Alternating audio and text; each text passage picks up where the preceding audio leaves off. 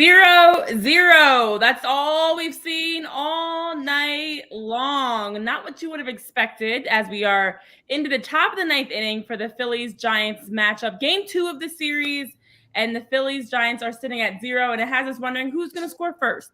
Welcome to PHLY Phillies podcast, as we see a Bryson Stott limping currently to get up, which doesn't look good at all after he got hit by a pitch.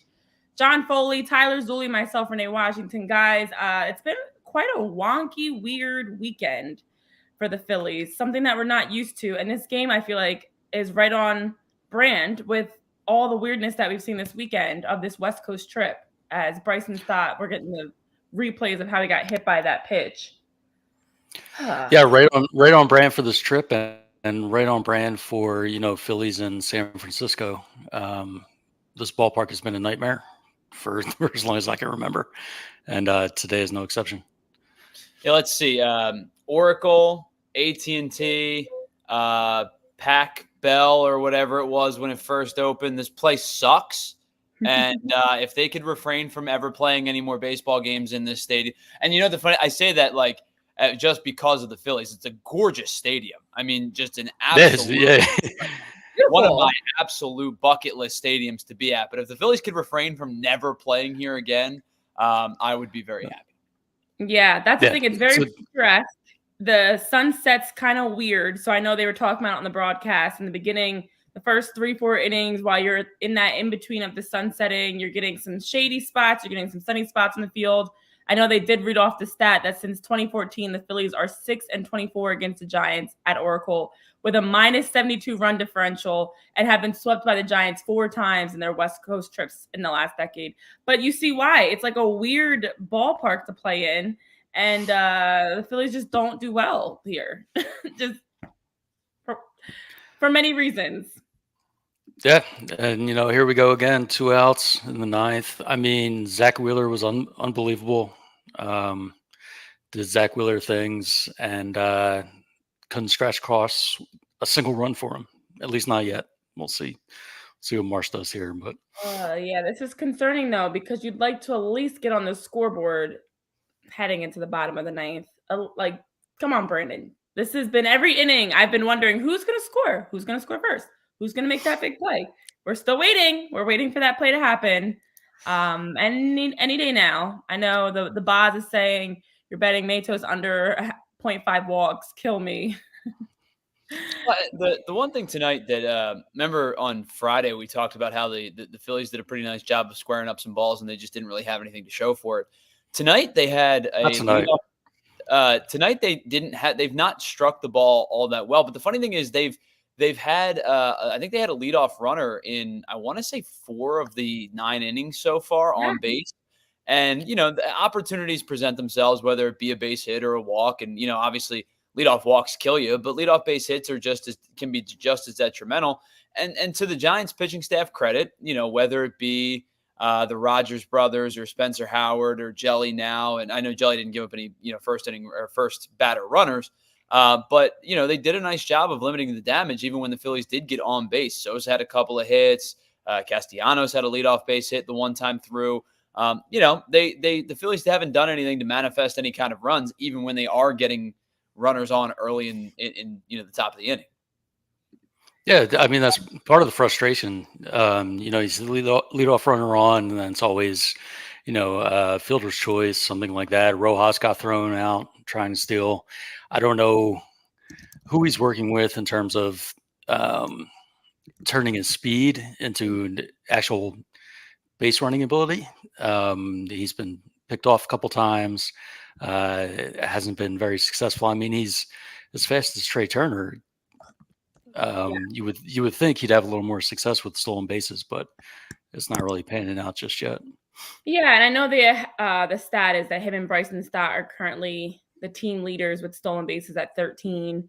But you look at some of the plays that we saw, Yoro, even JT when he was trying to get to third, and it's overly aggressive, which we've talked about. And I know Ruben Amaro Jr. was on the broadcast mentioning, like, is this because their offense is struggling? But I almost feel like when your offense is struggling, that's the time you shouldn't take some of those gambles because things are not going your way. I could be wrong, but in my opinion, that's a time to play it a little bit bigger because you're not able to get the offensive production, the scoring production that you're usually getting. You can't. I feel like you can take risks when you know we're hitting well. The bats are, heated up versus the last few games. It's not just tonight. This weekend has been a very lackluster, poor offensive performance, whatever you want to call it. So yeah, I feel like this is not the time to take those same gambles, to be honest. And I'm glad, Renee, you brought up the JT one specifically, because I think that your initial gut reaction is you go back to what you're taught on the base path when the ball gets hit, to the shortstop side of the bag when you're on second base. The rule of thumb is you're not going to go unless you know that the ball is hit behind you. But in this situation, I'm not going to excuse JT. I still think it was a poor decision to take off as soon as contact was made.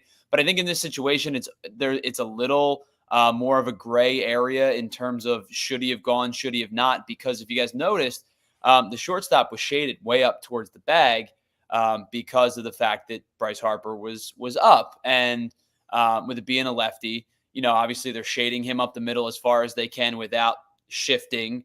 And so I think in that particular instance, with JT kind of thinking, okay, so the ball's to my left. If he's shaded that far up the middle, then the likelihood is then the ball got hit further up the middle than it actually did. When in reality, it was a really heads-up play by, oh my gosh, I'm blanking on their shortstop's name, and I shouldn't be.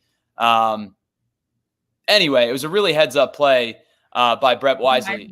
Brett Wisely is the shortstop. Really heads-up play by him to make the throw because he was ranging back towards his right, obviously glove side, taking him that way.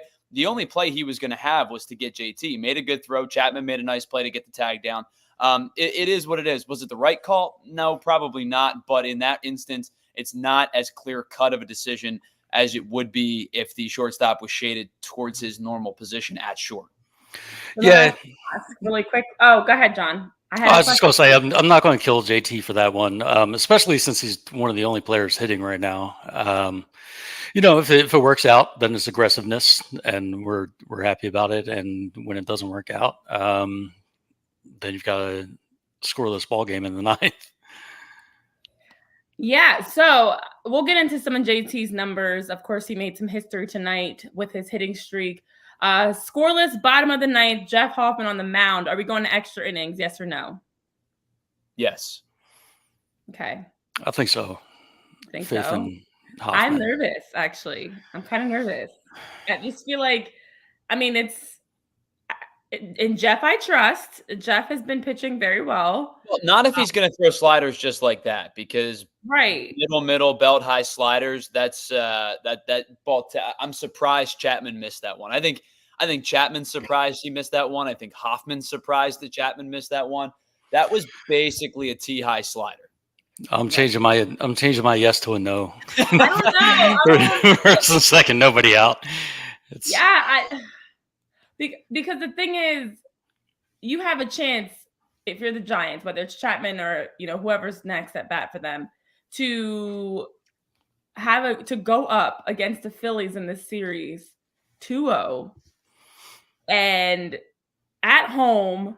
Oh no, it's getting worse. Okay, I'm gonna stop talking. I'm nervous. I just don't think this is I don't feel good about this.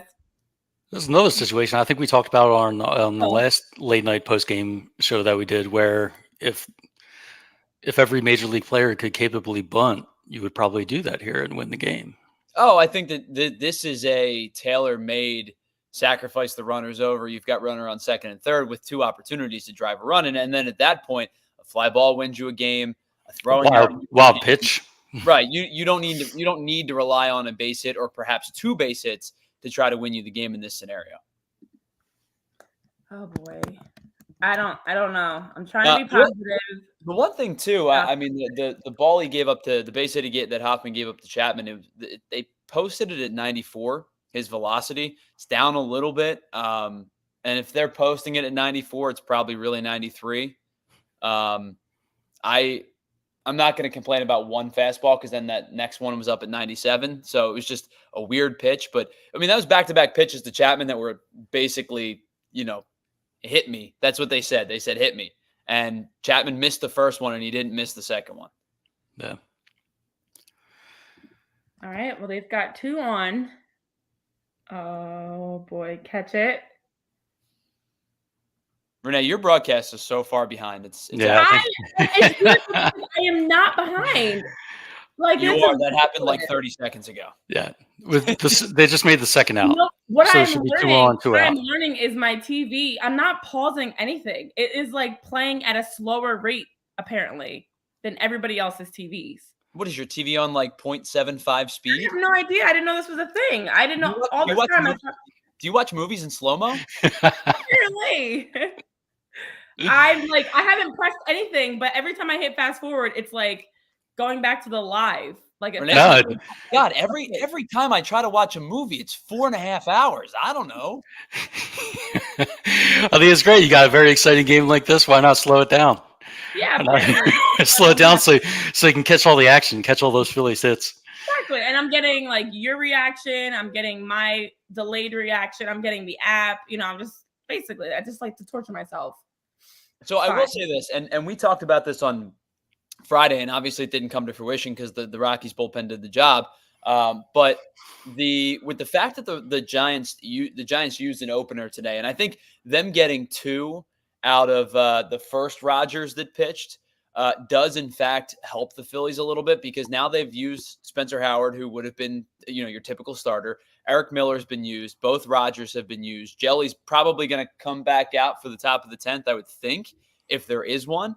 But obviously, you still have Duvall sitting in the bullpen, who's probably their best pitcher, at least their best reliever. But I would imagine that bullpen's getting kind of lonely down there. And if you're heading only into the 10th, if the Phillies do find a way to survive this, they're going to be asking their bullpen to be taxed a little bit on the back end because of the fact that they had an opener today. Yeah, it's a good point. I mean, I'm sure the Giants didn't want to see an extra inning game. I mean, we need to get there, but I'm sure that's not what they wanted to see in a bullpen game. I'm looking at some of our comments. Philly 007, bats have gone cold the last 4 or 5 games. Time to worry. Nah. I wouldn't say it's time to worry, but it is such a reminder. All right, they're out of it. It is such a reminder of what our fear is with this team, right? That we saw it last year in the NLCS, where everybody just goes cold at the same time, and it's a reminder that this can happen. I think Trey Turner coming back will be big. I think it's easy to forget when you're winning all these games that you have a superstar out of the lineup,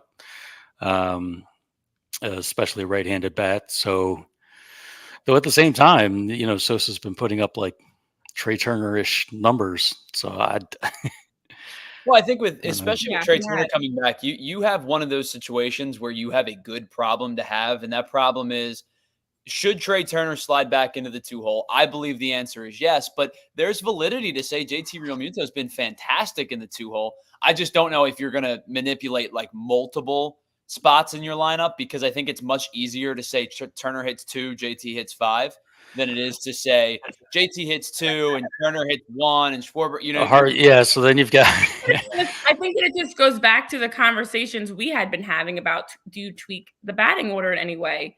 Because you do have JT, whose numbers, I mean, coming into today, I know y'all heard on the broadcast, but his on-base streak was at 20 coming in today. He extended that to 21 tonight.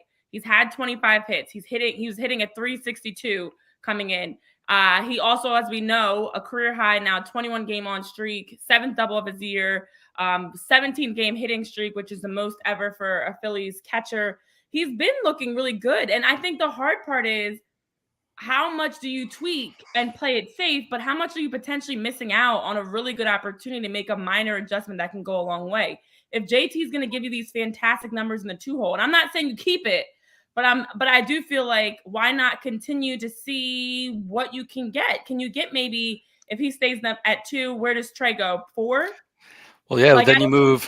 If you like Bone behind Harper at 4, I think it's really hard to keep JT at 2. Mess up anybody's psyches and routines and things, but it's a good problem to have that JT has been excellent in the 2-hole and has given you like the question of, wait a minute, should he be 5 or should he be 2? And then if he is 2, what does that mean for Trey when he returns? Yeah, you're talking about too many moving parts with that one, where it's one moving spot with moving JT back to 5.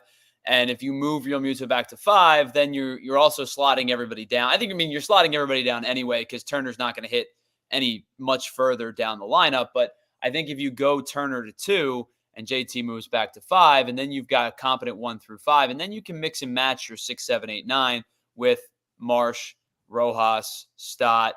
If you're spelling, guys, whoever that's going to be, whoever's going to be your center fielder, whoever's going to be your left fielder, though you have one less moving part if you're able less to just messy. Right. You have one less moving part if you're able to just say, okay, Trey Turner slides back into the 2 spot where he's been productive all season before the injury.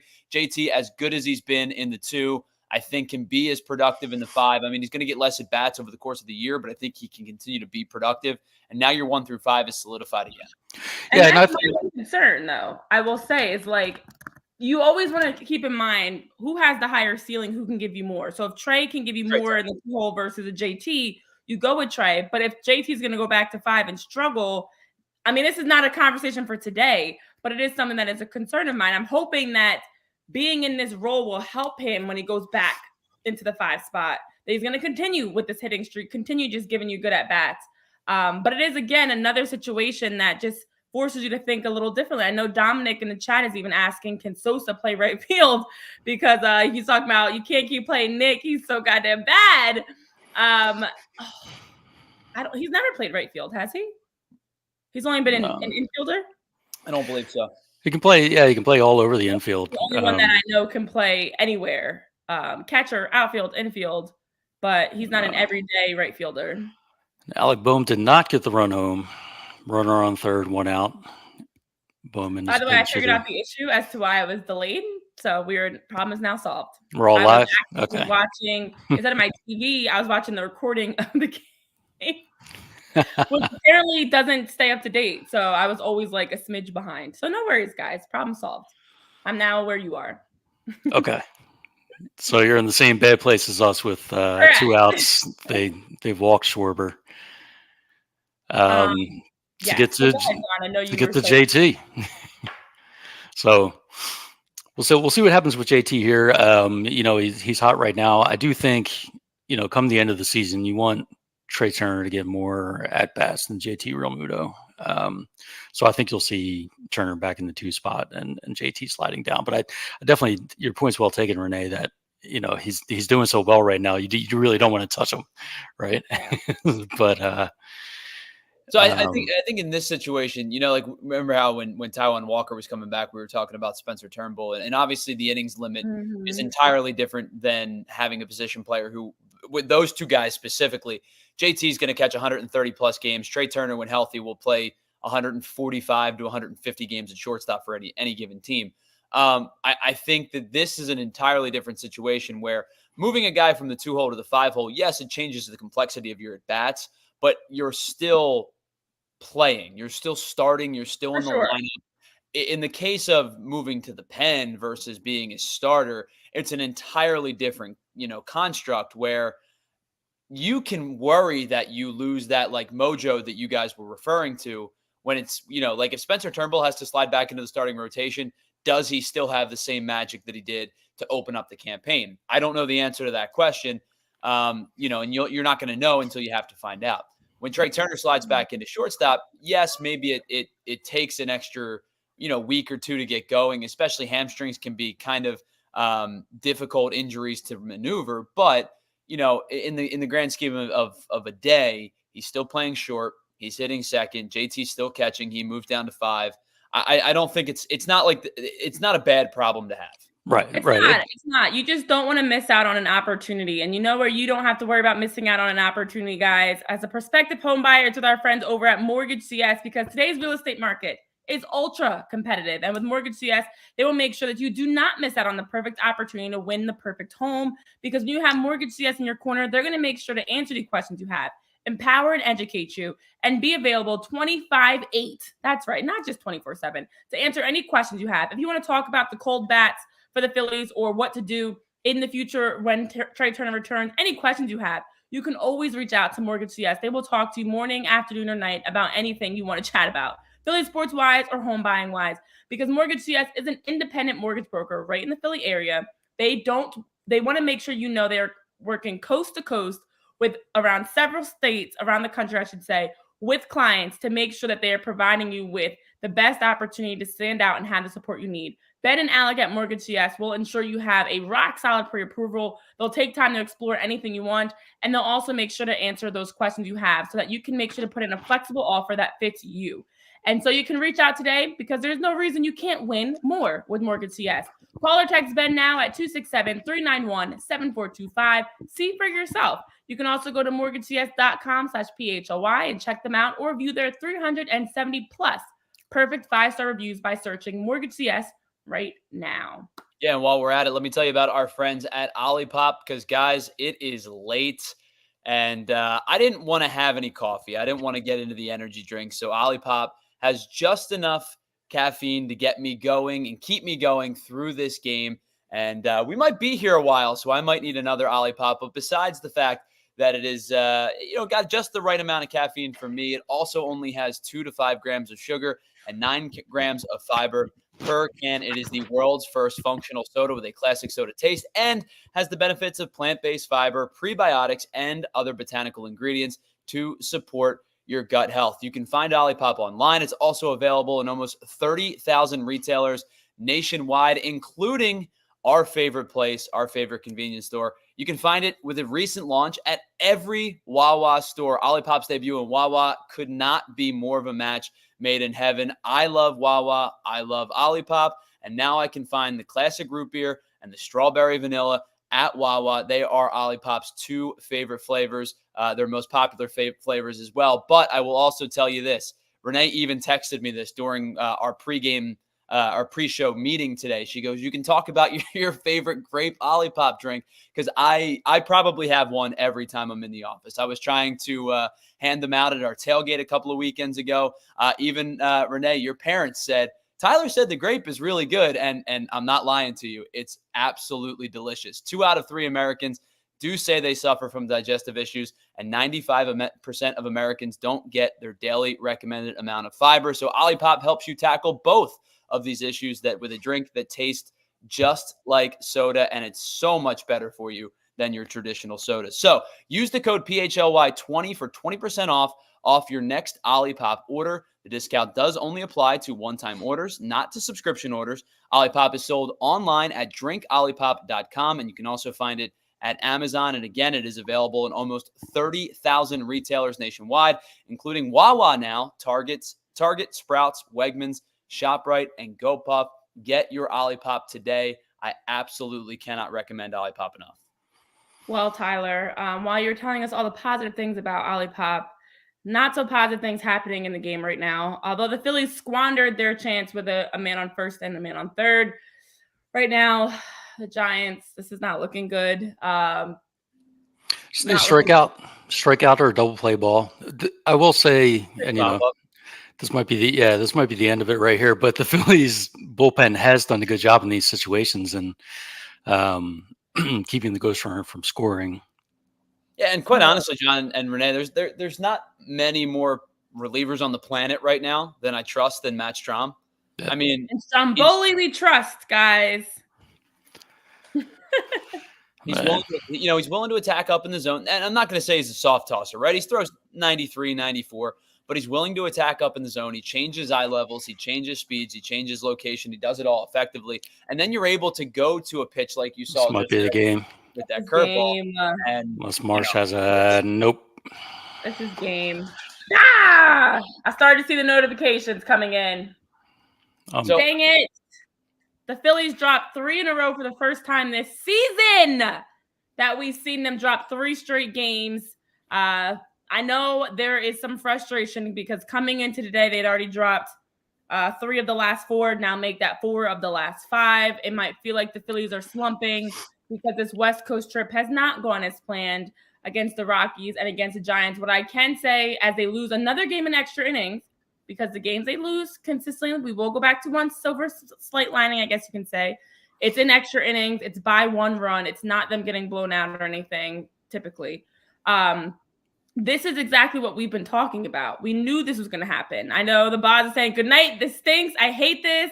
Get your frustrations out in the chat before you go to bed. Let us know how frustrated you are. What are you most pissed about? What has you the most angry? I won't even put on my positive spin just yet. It sucks that the Phillies, who hadn't lost back-to-back games since the Red Series in April over a month ago, this past weekend, that streak ended as they dropped now 3 in a row for the first time this season.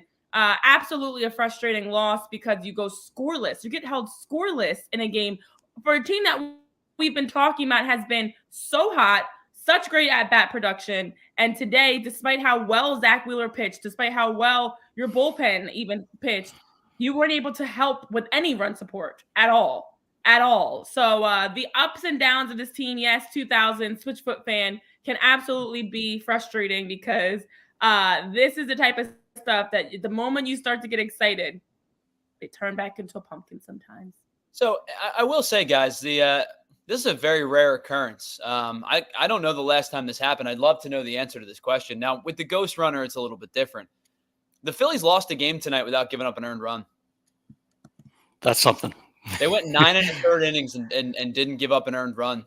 I think that's very, very telling of the state of the team right now. The pitchers look, with one or two exceptions, the pitchers look fantastic, and the lineup is just doing that thing where they all go cold at the same time. And again, it's not too troubling here in May. It's a long season. There are going to be, good runs and bad runs. But it's just that reminder for anyone who is concerned and still remembering the NLCS and in the back of their head. This little stretch here doesn't do much to reassure you that things would be different this time around. Not at all. Not at all. So with that, the Phillies dropped their 9th straight loss in San Francisco since 2021. It's been 3 seasons of losses on the West Coast. We know they swept the Giants earlier this season. That was one of their 7 sweeps. And right now we're down 0-2. Listen, we knew, and we've talked about this. I know this sucks. I know people in the chat, you're mad. Again, get it all out there. Vent. This is a safe space. You are more than welcome to vent and share whatever you're most pissed off about, because a loss always sucks and is not fun. But all season we have, guys, been talking so much about how well the pitching staff has been consistently performing and delivering. And even today, Tyler, pitcher's duel, you may call it. You love a pitcher's duel. But once again, it's a situation of the cold at-bats that is the bigger polarizing issue versus just like the pitcher's duel and the great consistency we've seen from them. Do we think that the Giants pitchers did a good job today, or do we think it is on the Phillies lineup? Because I think it's the latter, because I refuse to believe that Spencer Howard was out there and unhittable for several innings and, these other bullpen arms. Well, I think you're right. I mean, today I think it was probably the latter. We mentioned it earlier in the show. It 4 innings, and I think it might have been 4 innings in a row with a leadoff single. I'll go back and double check that. I know it was 3 at one point when Kyle got the hit in like the 6th inning. So I think it was. So JT had a double to lead off an inning. The following inning, Edmundo Sosa had a single to lead off an inning.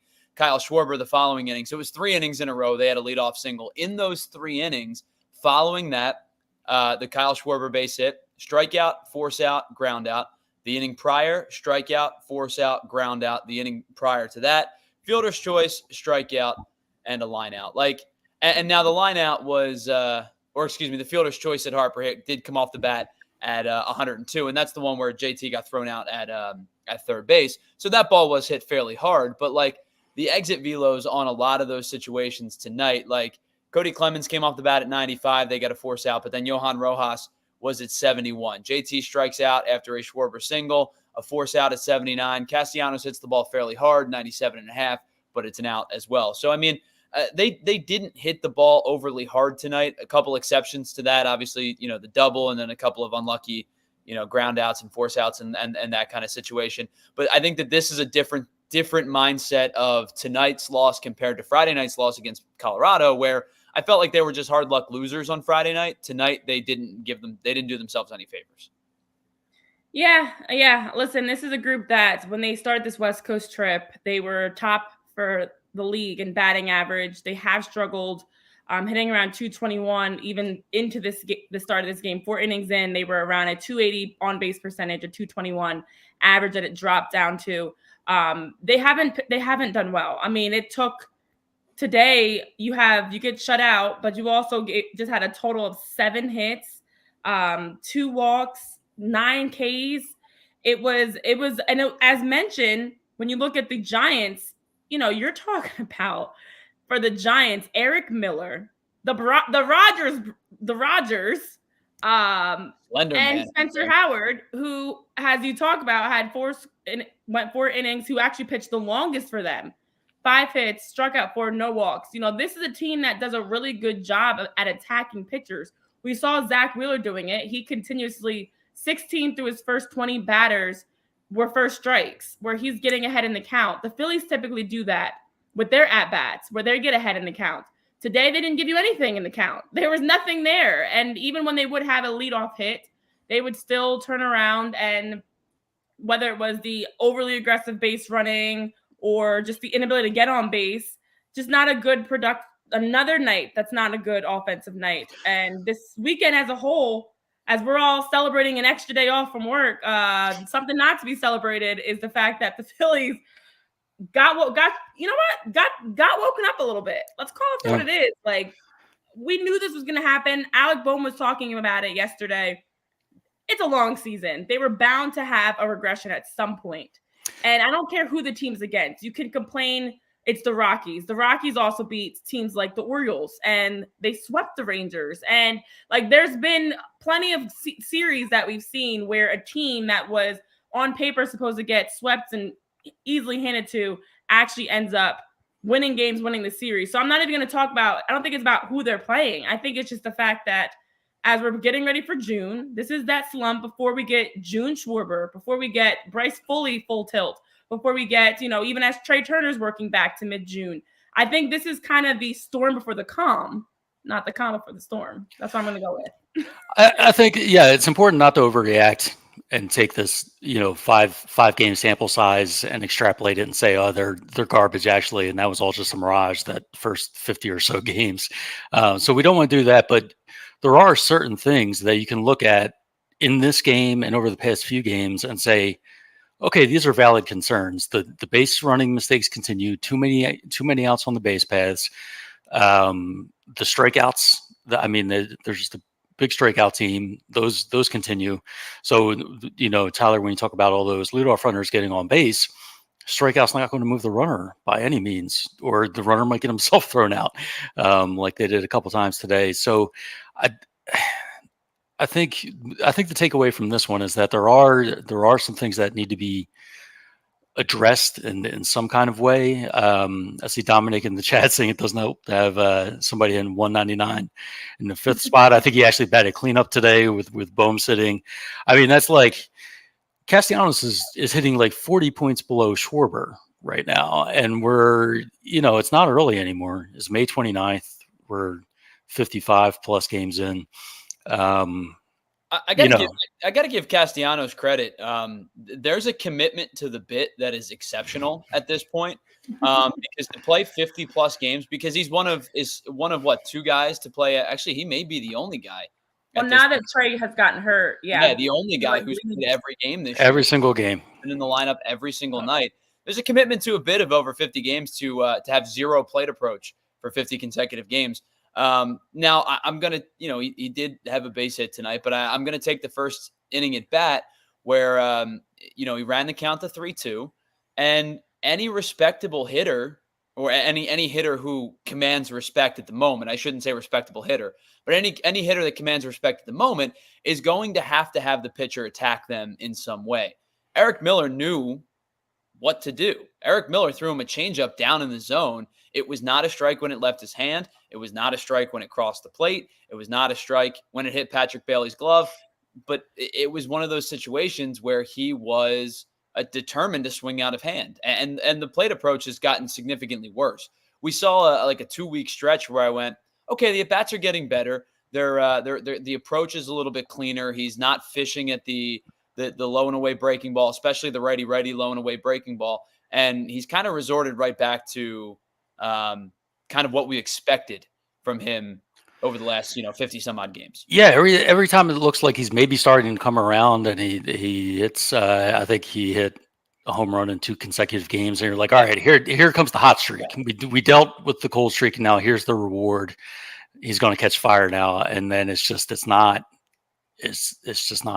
consistent. It's just not there. And for a team with championship aspirations, I don't know what you do about it. That's the other thing. What do you do? I don't know. He's your right fielder. Yeah, and his contract is one that you can't move him. And you just wonder, exactly as you guys are mentioning, every time we feel like there's progress. He had 3 games in a row where he had 3 hits. He had back-to-back home runs. It felt like you were getting a breakout from Nick, but he hasn't. He now has played in 55 games so far this season. Has a 198 average, 6 home runs, 22 RBIs, a 573 OPS. And just hasn't been good, and has been one of the consistent areas of weakness for this team that they haven't been able to tweak. It's frustrating because we've talked about this week after week. Here we are now, heading into June, still talking about this. So it's like, okay, when are we going to finally see a change and get Nick Castellanos giving better at-bats? Because we can't continue to have this frustration. But you know what? What you need is somebody that can deliver. And you know who can deliver food right to your doorstep, giving you high quality meat and seafood that you can trust. You don't have to worry about waiting for it to get good. It's going to be good from the first day it's delivered to your front door with 100% grass-fed beef. I love a good burger, steak, ribs, pork chops. They've got free-range organic chicken, pork raised crate-free, and wild-caught seafood. It's ButcherBox, if you haven't caught on by now, between the graphic and the delicious food that I am describing.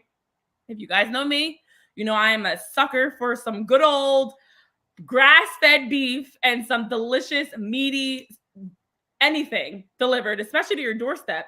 So with ButcherBox, they have a variety of high-quality cuts at an amazing value. You don't have to worry about spending all this money for great sirloin, ribeye that you're going to be able to sink your teeth into.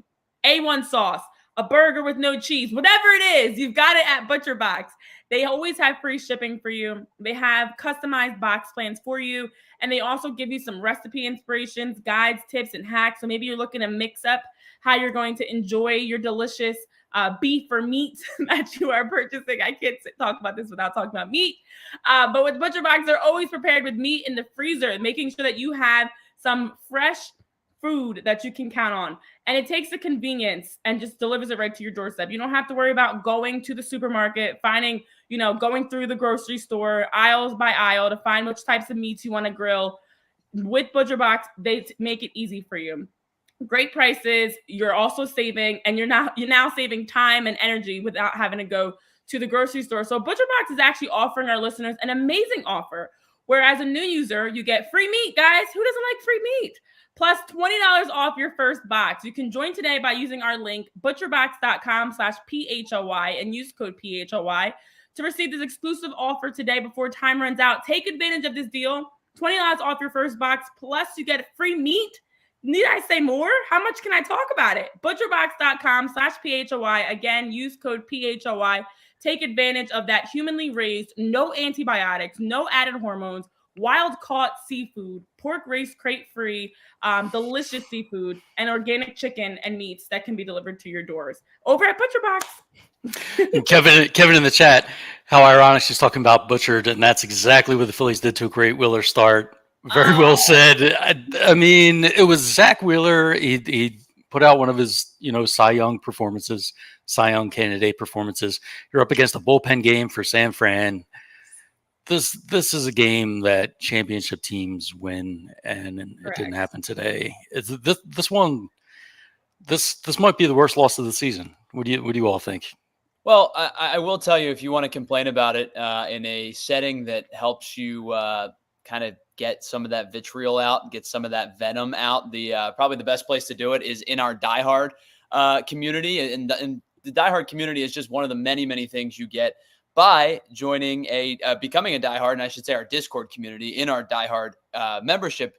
I can't recommend it enough because we have so many different things available for you to become a diehard and allow you to join our community on a deeper level. head on over to allphly.com and you can see all of our events right up under, in one blanket, right? So the next thing that's coming up, of course, is our weekend. Well, we won't be in London. I'd love for us to be in London, but we won't be in London. But our weekend hanging out with you for the London series against the New York Mets. That's June 8th and 9th. We're going to be hanging out at Gall & Co. In Port Richmond and in Rockledge on Saturday and Sunday. You can hang out with Renee and with Jamie and John and myself. And maybe by then we'll have an answer to what Nick Castellanos' plate approach is. But until that time, if you become a diehard member, you can join our Discord group and talk about it in the chat, because that thing never stops. I wake up to 7 million notifications because you guys are awesome. And we talk about everything. We have Flyers and Eagles and Sixers and Phillies and Union conversations, but we also talk movies. We talk video games. We talk music. And it's just an extra opportunity to connect with you on a personal level, more than just hanging out and watching the show. And if you want to get in as a diehard, here's just some extra stuff that you're going to get. You're going to get all the premium written content from our members at allphly.com, including John here in the show and Jim Salisbury as well. And of course, our amazing Flyers team and Sixers team, and every beat that we've got, you're going to get premium content that you can only get as a diehard. You get 20% off all events. You get a free shirt when you become a member. And as I mentioned, you will get in on that Discord, the PHLY Lounge. And one more event for me to mention. It is our first annual Liberty Open. Yes, you can come make fun of us on July 13th as we break out the sticks and play 18 at Valley Brook Country Club in Blackwood, New Jersey. We will have a scramble format, so you're going to join up. You can join up just yourself, your group as a foursome, or you can even sponsor a hole. You'll get 18 holes of golf, tournament gifts, and tee prizes as well. And, of course, a Taste of Philly dinner and post-round ceremony at the Pavilion. And all of that is something that you can do when you become a diehard. You don't have to be a diehard to join the golf outing, but you can get extra memberships and perks if you do become a diehard. So do it today at allphly.com. And I guess I have to mention it. I'll do it. Renee, you can be in our fantasy baseball league. Oh, wait, how's your team doing? My fantasy, you know what? It's very fitting, actually, everybody that's in the chat that's complaining about this loss, because it's very fitting that as the Phillies have been in this losing slump, so has my fantasy team. You know, we just kind of go hand in hand, apparently. When it rains, it pours, because I have lost now 4 straight weeks in a row, just like the Phillies lost 3 games in a row. So it sucks to suck, and I'm pissed off. But it's okay, because much like the Phillies, I'm not going to overreact. We're going to be fine. I will say, to your question earlier, John, I think this loss just feels different for a couple reasons. It feels like in every past loss, you could easily point to one main reason why they lost as an excuse. I hate to say it. It was an excuse. Bryce Harper gets ejected, changes the whole trajectory of things. First 2 series, they just weren't ready to play to open up the season. Whatever you want to come up with, there's been a reason. Even in that Cincinnati Red series where they lost back-to-back games late April, that was when we had that weird lineup that was rolled out that felt like Rob was waving the white flag.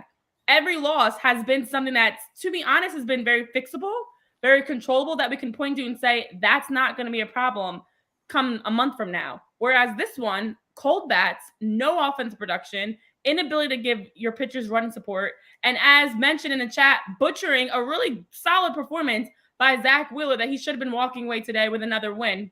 He does have a 2.3 ERA, 2.32 ERA in his 12 starts. But Zack Wheeler, who, as we've talked about, is someone that should be a Cy Young frontrunner. He's talking right now on my TV after going 6 innings pitched, giving up 2 hits, 0 earned runs, 9 Ks, 2 walks tonight. Help this man out. Help Orion out. Help Jeff out. Jeff is taking the mound. Stromboli's taking the mound with a scoreless game, trying to keep the game alive. Like, I would love for this clubhouse offensively. This needs to be a gut check. Your pitching staff is pitching at a level that is best across not only the league, but that we've seen historically in a very long time, consistently 1 through 5. Even as much as you guys want to talk about Taijuan Walker and everybody dislikes him, it's a really good pitching staff. Just give them the support. You win this game with 2 runs. You win it with, you could win it with 1 run. With 1 run. 1 run in the first 9. It's, you know, it's really a frustrating one. This is the first time all season we've had to deal with 3 consecutive losses. So that feels a little different also. and any of the other losses, you would just say, okay, well, there's one loss, but we're still on pace to win like 117. This Phillies team was never going to win 117 regular season games, so we'll keep that in mind. We'll try not to overreact, but there are problems here. There are issues that, again, they'll get to the postseason. I have no doubt about that. But when you're in the postseason, you're going up against Atlanta's or the LA super team. You're not going to be able to have nights like this. So exactly, I think that's what's just a little, nagging at the back of everyone's minds right now is the idea that, okay, if it happens now, fine. Will it happen then? And how do we put ourselves in a spot where it's unlikely to happen? And I'm just not sure. I will say this. I think that this is the slump that they have not had yet this year. I mean, you had the early two early series, and you kind of get throttled by the Braves a little bit, and the Red series was a disaster because the rain and the weather was miserable. And then since then, they've had nothing but really good luck and success. And I shouldn't say luck first. I should say success first and then luck, because sometimes you need a little bit of luck to win in any sport, but baseball is probably the luckiest of them all. But everything broke their way for the past 6 weeks. Even with that being said, Zack Wheeler was sharp tonight. Ranger got hit around for the first time this year on Sunday. We're talking about it's almost June, and that was the first bad Ranger Suarez start that we saw. Aaron Nola has bounced back after his couple of poor performances and almost exclusively has had good to great performances the next week through. This pitching staff is elite. And I am, yes, they're offensively slumping right now as a team. You don't score tonight, and you struggle a little bit in in Colorado, and you don't score as many runs as you thought you would.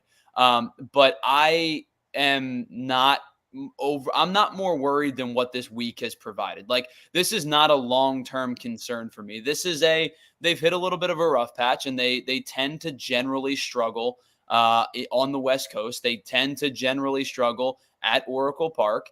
And I would not be stunned in the least is if you have whatever happens tomorrow, you get your day off, you get your mind right on Thursday, and you come back out this weekend against St. Louis and you take a series. You know what I mean? Like, I'm not more concerned than looking at this from like a 5-foot view.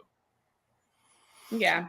I think that the thing that you have there's a few layers to this.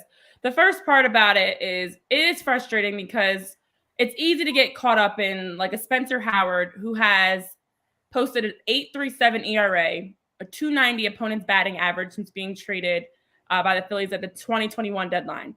You've got an Eric Miller, who also a former Philly, actually, that they had picked up in a trade for Junior Marte, who had come in 0-2 with a 4.38 ERA on the season.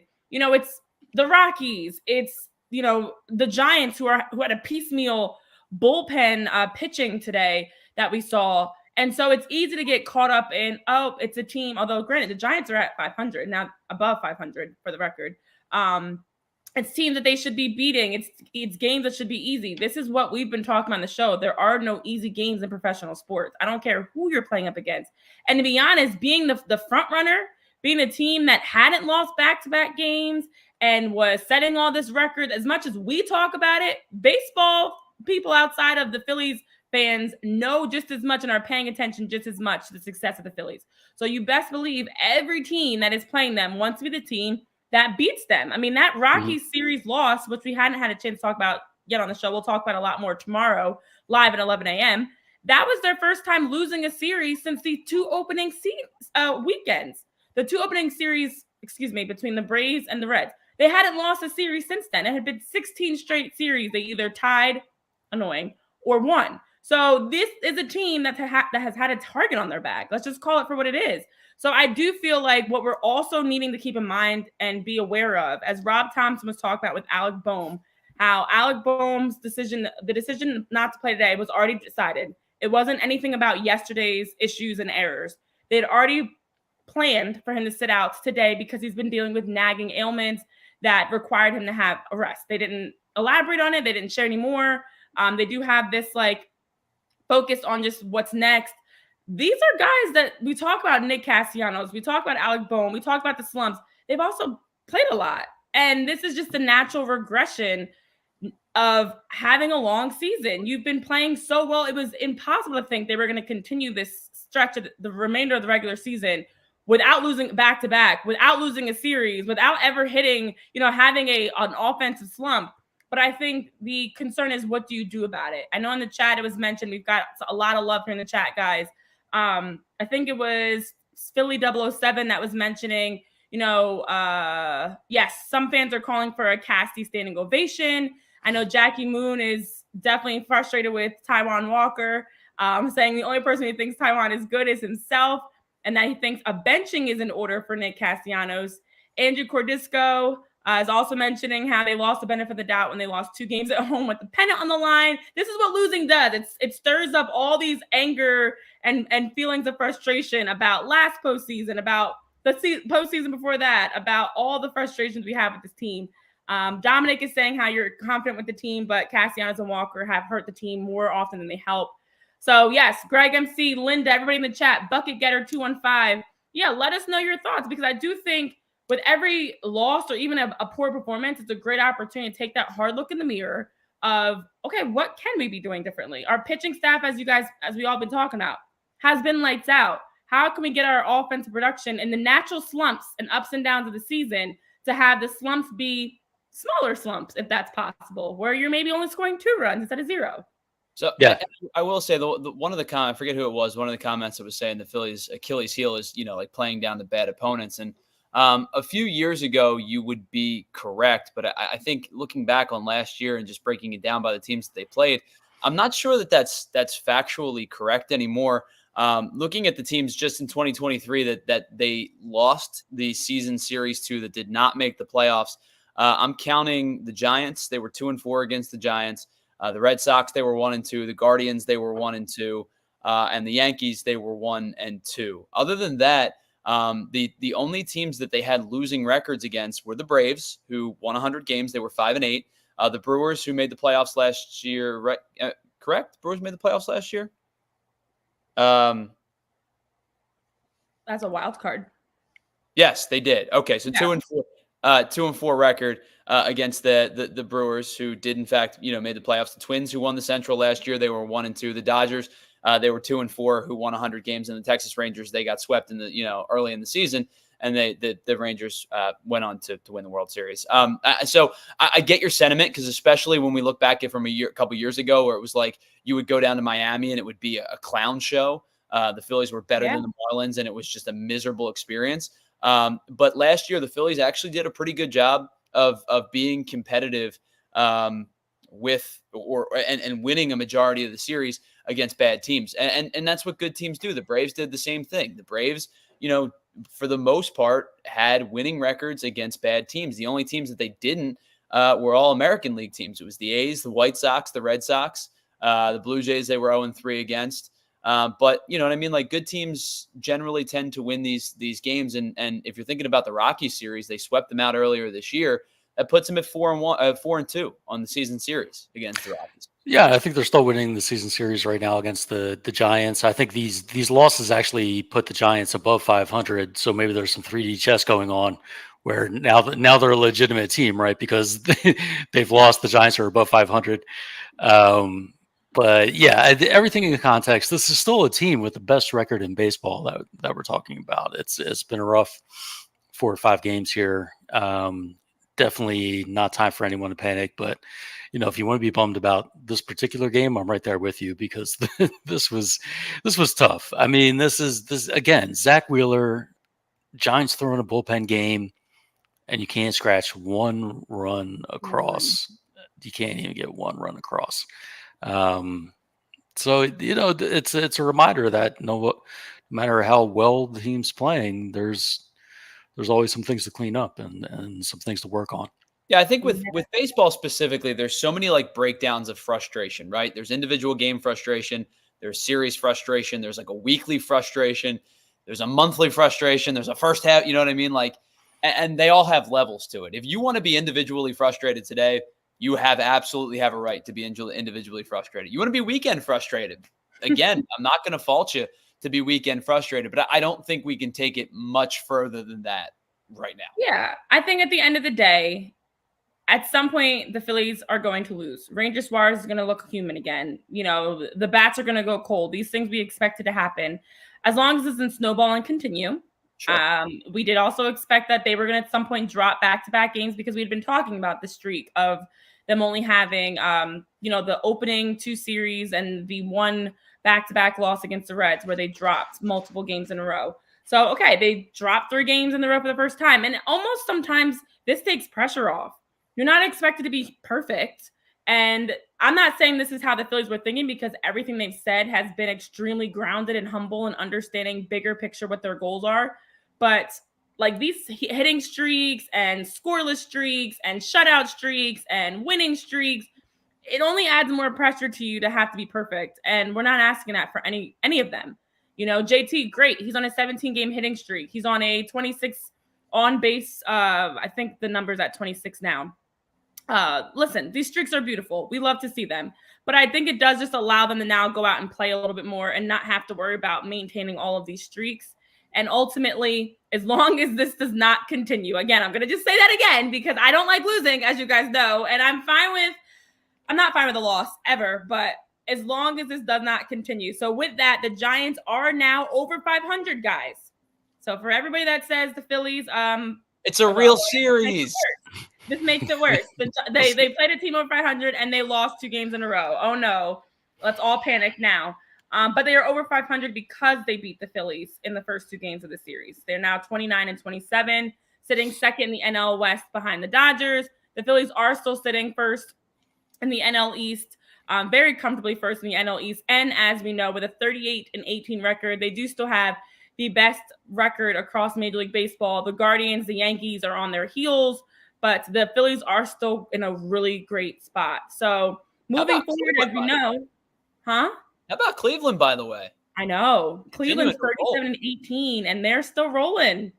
They're still rolling. It's a wild time. That's why, as we know, the season's so long. There's so many unexpected things that happen. That was such a funny division because I think when we did our predictions, that was the only division where nobody agreed. I think all 3 of us picked a different division winner at the early in the season because it's the AL Central. You know what you're getting into. It's a disaster over there. But all of a sudden, it's a good Like there's a whole bunch of good teams. Kansas City, I don't know if they're sustainable, but they've been good. Cleveland's been impressive. The Twins are weird because they'll win 7 in a row and then lose 10 in a row, and I don't quite understand them. But all of a sudden, the Central's not a doormat anymore. I know. It's a very, very competitive division. And to wrap up some nuggets for you guys, yes, there were only 5 total batters that got a hit today for the Phillies. Only 5 Phillies. And Schwarber had 2 hits. JT had a hit, of course, continuing his hitting streak. But as much as we've complained, Nick Castellanos was one of those 5 that did get a hit today. Granted, not a great performance at all by him or anybody else offensively. And then we did see Edmundo Sosa, who continues to be a bright spot, as well as Yoro get a hit. So it's fine to be frustrated. I know Linda is in the chat saying I'm frustrated but not concerned. And I think that's important. Yep. We can't all panic because there's no reason to. There are way worse situations. We watched this past weekend alone Ronald Acuna Jr. blow out his ACL and tear his ACL for the second time in a few years. We watch teams that are having real slumps. We're complaining about a Nick Castellanos who hasn't played well at all this season, and the fact that the Phillies have dropped 4 of their last 5. But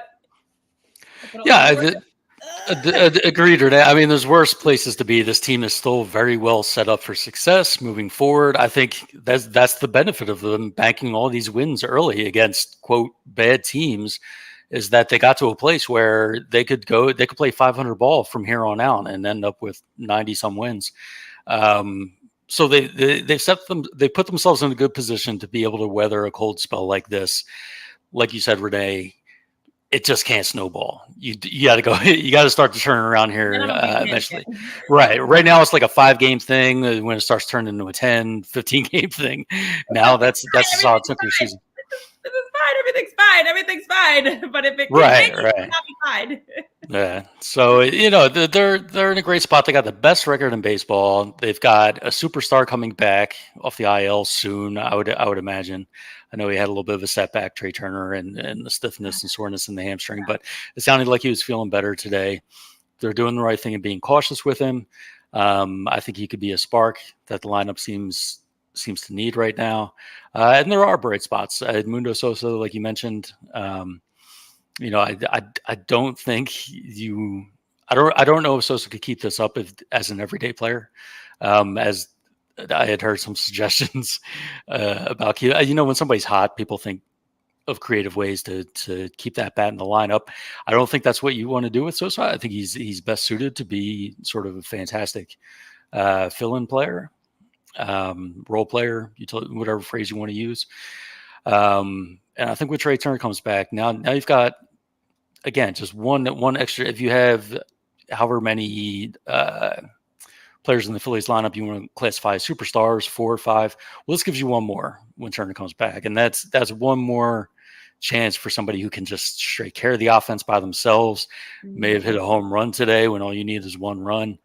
So I think that'll help a lot. And we'll see how things go from here. But, right to be frustrated about today. I think everybody's pretty much on the same page. I'm looking here in the chat, and the sentiment is similar. Of course, today is frustrating. The last several games have been frustrating, but still in a very good place, and it should still be a really fun summer. Yeah. Tyler, any final thoughts before we wrap up and tell you guys about our London series and some exciting things to look forward to? Yeah, we'll see you guys, in about 10 hours from now.